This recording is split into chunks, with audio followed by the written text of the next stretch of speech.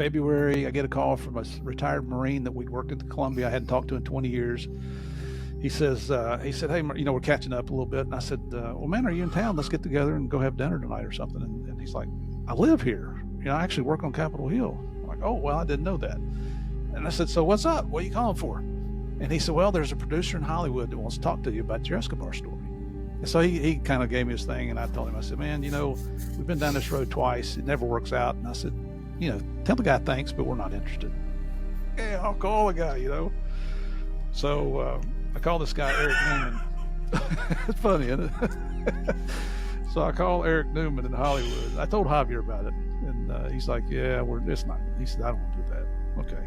So I call Eric, and he starts giving me a spiel, and very nice guy. I mean, I love the guy. I mean, it's just one of these people you like, And when he finished, I said, well, you know what, Eric, we've tried this before and it never works out. So thanks, but no thanks. And it got real quiet on the phone. And, I'm like, you still there? He's like, yeah, but I can't believe you turned me down.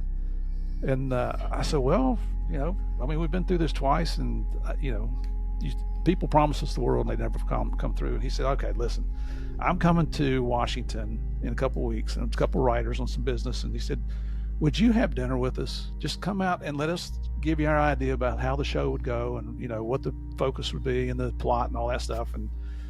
And this is honest God's truth. I'm thinking it's going to be a free dinner at a really nice restaurant. Yes, I will meet you. And it was.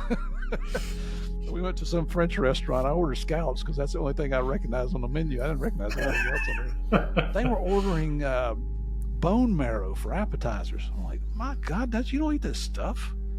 But they did. So anyway, we had a great dinner, and at the end, he said, so now that we've told you everything, what do you think? And why are you guys so hesitant to tell your story?